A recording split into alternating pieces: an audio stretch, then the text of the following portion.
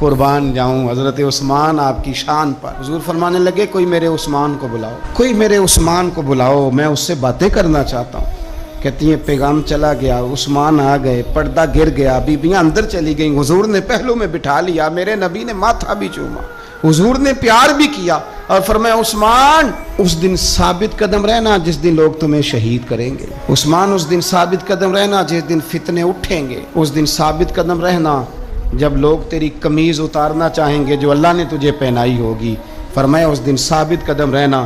حضرت سیدنا عثمان غنی نے آنکھ اٹھائی، ہلکے سے آنسو چمکے، عرض کی حضور آپ دعا کر دینا اللہ عثمان کی مدد فرما دے گا۔ اور یار اس کیفیت کو سمجھو، اتنا میٹھا بندہ۔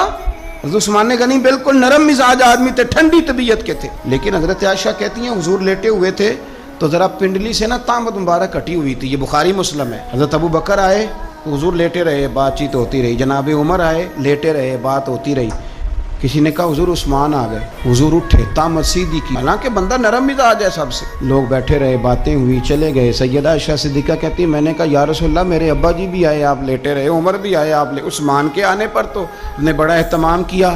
تو حضور فرمانے لگے عائشہ اس سے حیا نہ کرو جس کی فرشتے بھی حیا کرتے ہیں، اور اس کی حیا نہ کرو جس کی فرشتے حیا کریں۔ وہ کتنا نالائق امتی ہے جو اس عثمان کی حیا نہ کرے، وہ کتنا نالائق ہے جو پھر اس عثمان غنی کی حیا نہ کرے۔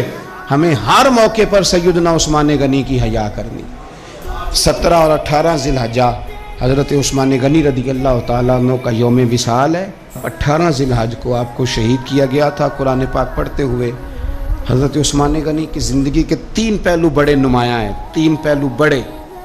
ایک تو حضرت عثمان غنی رضی اللہ تعالیٰ عنہ بہت زیادہ سخاوت کرنے والے تھے، میں نے جو لفظ کہے سوچ سمجھ کے کہے، یعنی زیادہ نہیں، بہت زیادہ سخاوت، بہت زیادہ سخاوت۔ اور دوسرا بہت زیادہ شرم و حیا والے، فرماتے تھے باتھ روم کے اندر بھی کپڑے اتار کے غسل نہیں کرتا، شرم و حیا والے تھے۔ اور تیسرا اللہ سے بہت زیادہ ڈرنے والے۔